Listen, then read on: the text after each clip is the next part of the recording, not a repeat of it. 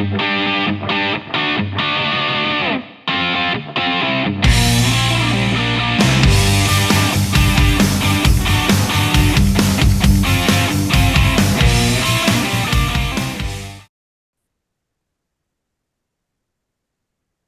everybody. Welcome to the Blue Heart Podcast. I'm Lieutenant Joe, your host. And I want to, first of all, thank our sponsors, right? We wouldn't be here together, the men and women of the Blue Line. We wouldn't be here together if it wasn't for them. So the first one is my publisher, right? That's blue360media.com. They are the ultimate publishers of everything law enforcement. If you need anything you want to learn about in law or law enforcement, you go to blue360media.com. They have it. My books are there. The interview, the investigation, you'll find them there. And also for you New Jersey people, we have Medical Essential Diagnostics. Now they cover any worker in the state of New Jersey, municipal, state, county, doesn't matter. If you're a public employee, you can go to medicalessentialdiagnostics.com. There are 5 offices in the state of New Jersey. You call them up, you make an appointment, you go in and you get a full health screening at no cost to you. You put down your insurance card, whatever you got, your wife's insurance, your cousin's insurance, whatever, and they give you a full, complete screening. And you can also bring 2 other adults in your family with you. So find out that you have something wrong before it kills you, right? Go and be able to get your pension, enjoy your life. So Blue 360 Media and Medical Essential, thank you. All right, so today I have an interesting law enforcement guy here for us. This is Steve Neal. Steve comes to us. He was a law enforcement officer for 30 years in Chesterfield, Virginia. I think I got that right, which is right outside of Richmond, a pretty big city. He'll tell you a little bit of his background, but he retired as a captain, and now he is a writer. So a lot of us, I guess, want to tell our stories is what this comes down to. As we go through this career, we have interesting things to see and to say. And just talking with Steve for a couple of minutes, just so you know, we're going to give you some contacts to his books because I think you'll find them very interesting. Steve, welcome aboard the Blue Heart Podcast. Hey, Joe, how you doing? It's good to see you, and thanks for having me on. Absolutely. So why don't you tell everybody a little bit about you, your career, what you did in your career, and we'll go from there. Well, I was in law enforcement for about 30 years. As you said, Chesterfield, Virginia. We were a large suburban agency right outside of Richmond, Virginia, about 600 employees that we had. Interesting story, though. I got into law enforcement for a little bit different reason than most people. I had no connection as a youth, no background, no relatives, had no connection to law enforcement at all. But when I turned 18, I got in a little trouble with the law. And I actually was arrested there in my hometown. And I went through that whole process, and I didn't like it. I didn't like the way it happened. The police roughed us up a little bit.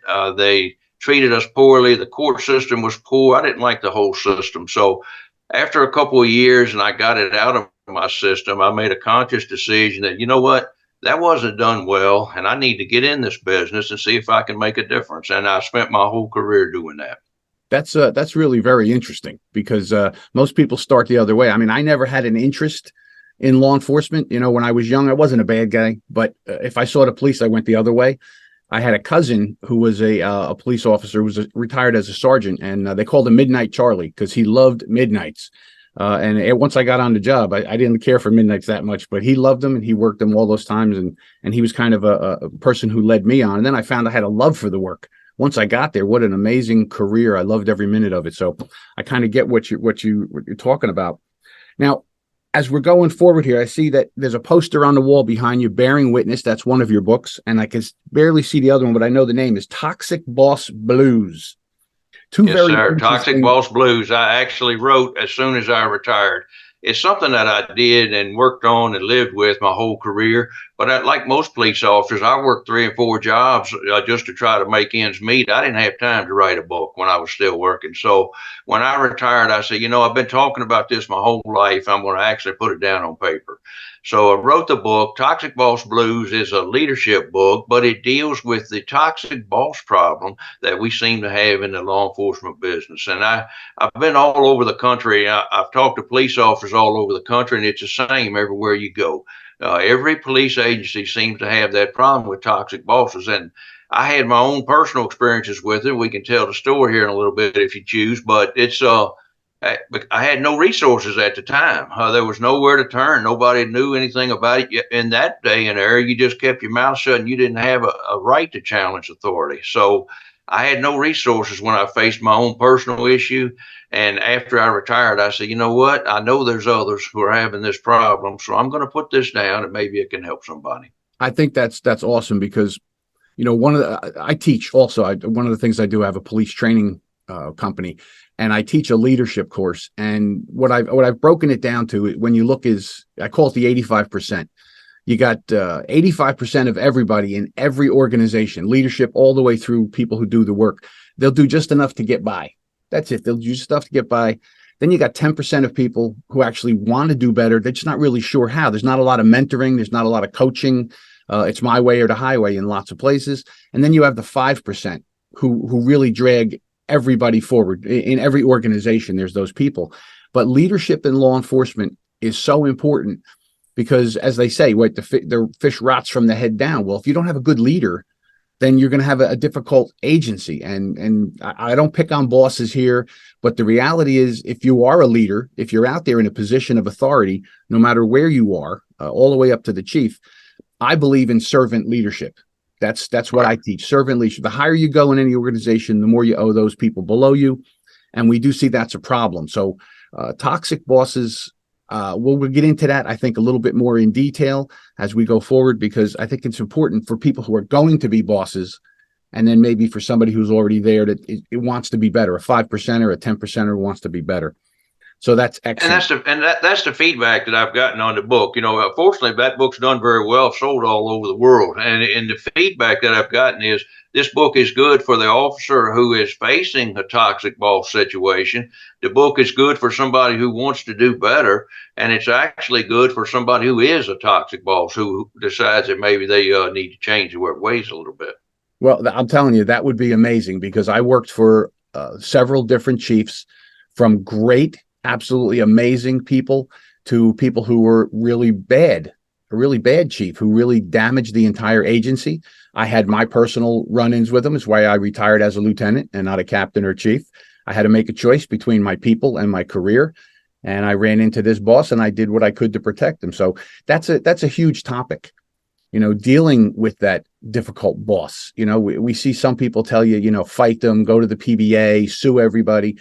But I got to assume that there's better ways to do it than just, bare knuckle fighting with the authority, because you can't always win. No, it's absolutely right. And as you said, I retired as a captain instead of chief because of my fight with a toxic boss. My last 12 years in our organization, I was a captain. Prior to that, my career had gone extremely well and I was on the way up. But after I had this confrontation with the chief, the toxic boss, I stayed right where I was for my last 12 years. So your point on that is absolutely on target, 100%. In the book now, I've got a specific list and very detailed ways in which an officer can address this problem. And there are sometimes you have to confront, but there are a lot of other tactics that you can use to make it better for yourself as well.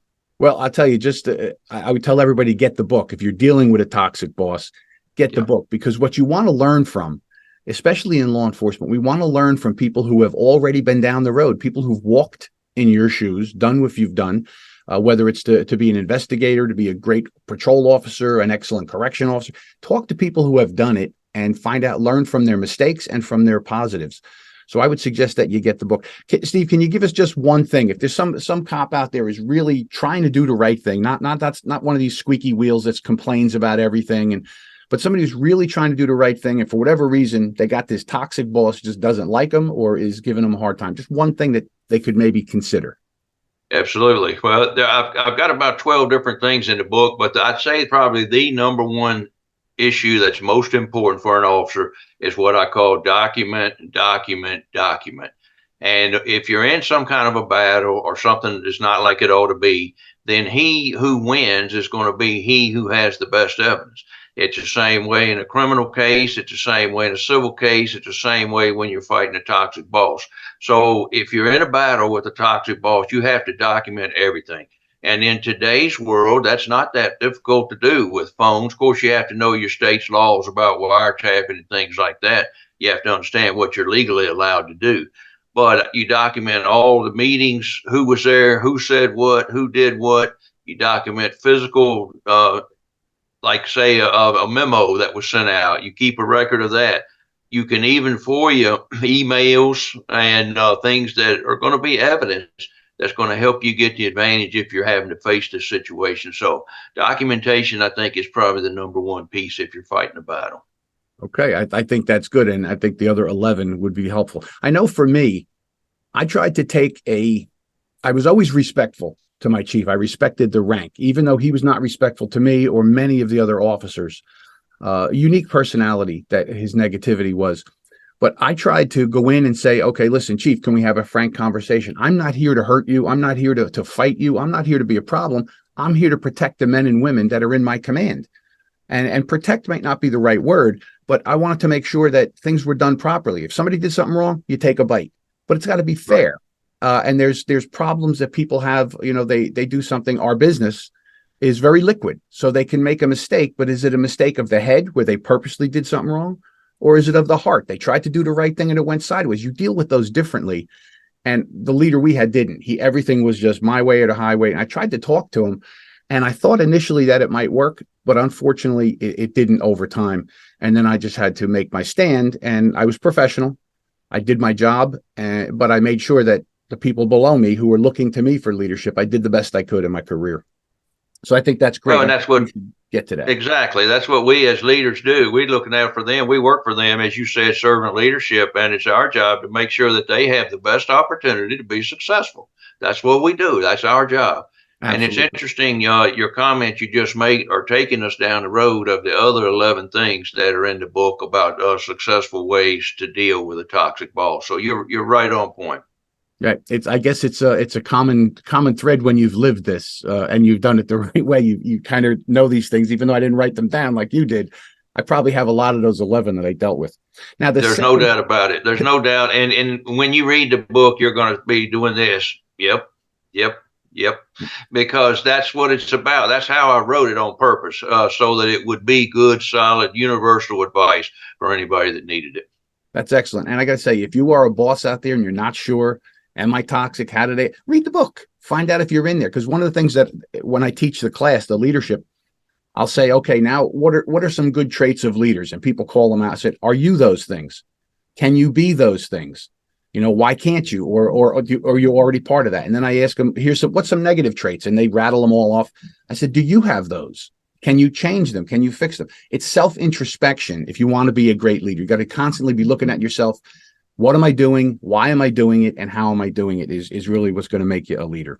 So well, let me just step that up. Let me just step that up one step, because I agree with you 100%.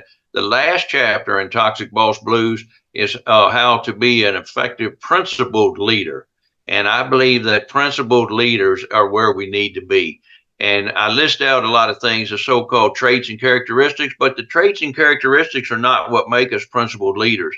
What make us principled leaders is what we actually do, our behavior, the things we say and do. Somebody can say, oh, well, he's smart. Well, that's fine to be smart, but it's what you do that's going to make you successful as a leader. So I list out what I call a roadmap in Toxic Boss Blues in the last chapter, and it's a roadmap for how to be an effective principled leader. I think that's great because, like I said, we don't want to attack leaders. Leaders have a lot of stresses that maybe we don't understand, but being a good leader is important to your entire organization, in your community as well.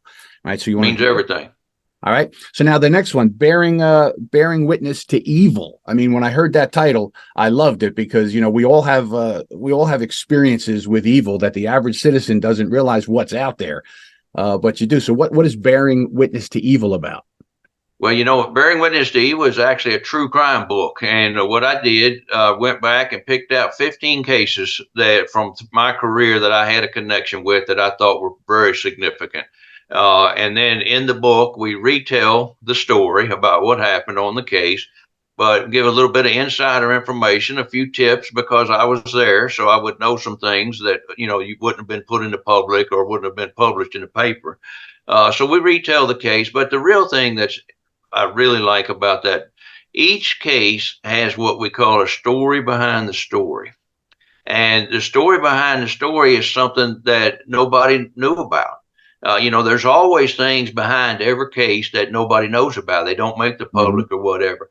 I'll give you an example. One of the stories in the book was about Timothy Spencer, who was a serial killer in our area back in the late 80s, 1988, 1989.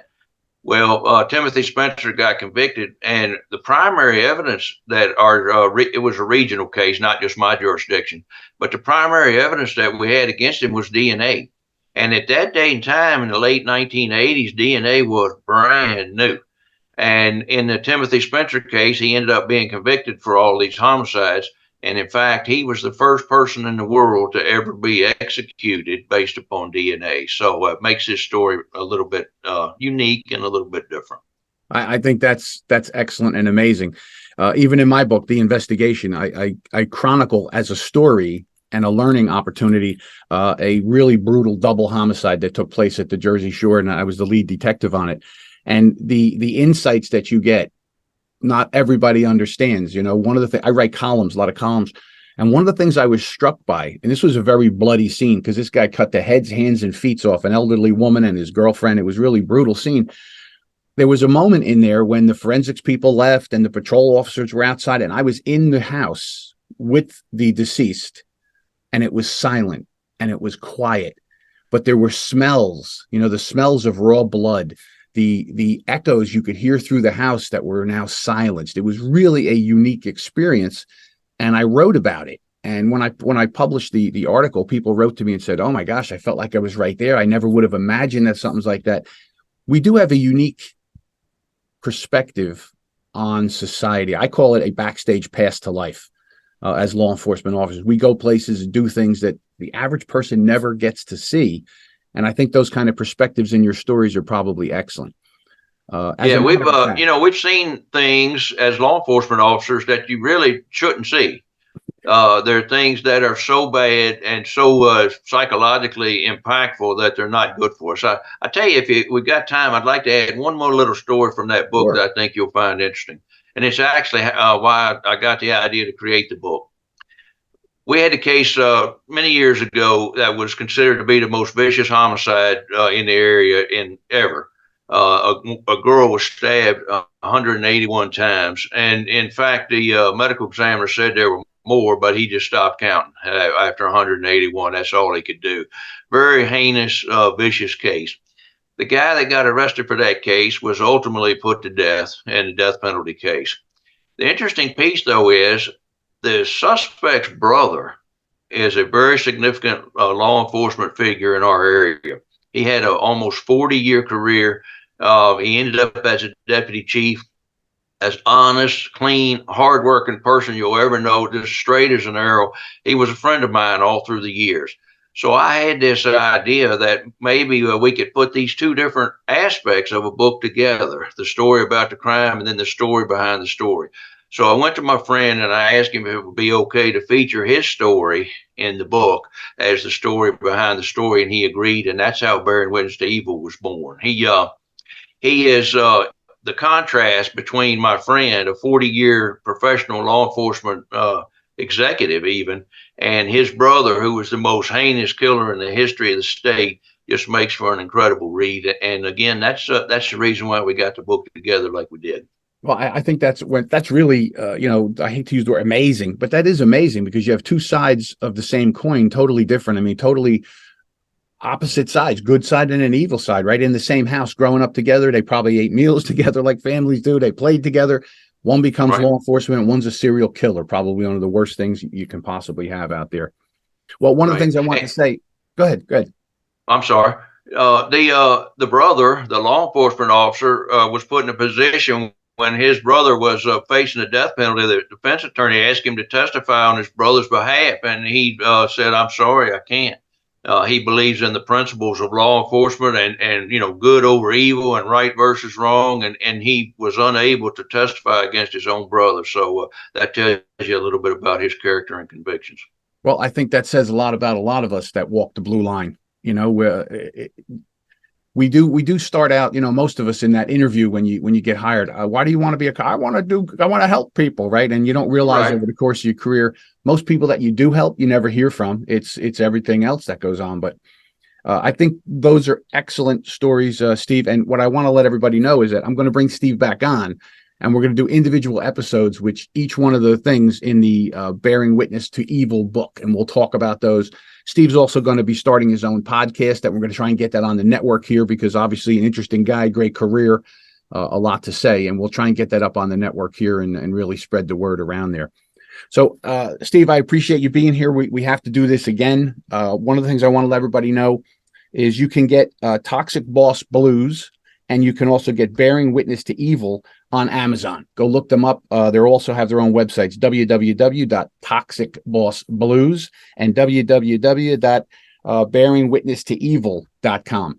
I will put in the comments those addresses, but you can go look it up, Steve Neal on Amazon, and go get those books because we always keep learning. You're going to learn from reading those stories of what Steve did and how he investigated it, what was involved in the backstory, because you are going to come across those things in your career. And the more we know, the better. One of the things I say all the time in any kind of a training that we do, you do not want the first time you have to do something to be the first time you thought about it. So that's why we constantly learn, go to training, read, see what other people did, become the best law enforcement officer you can, because your community depends on it. You got to think about that. I thought about, what happens if somebody in my family needs to call the police? My adult children, they don't live around here anymore.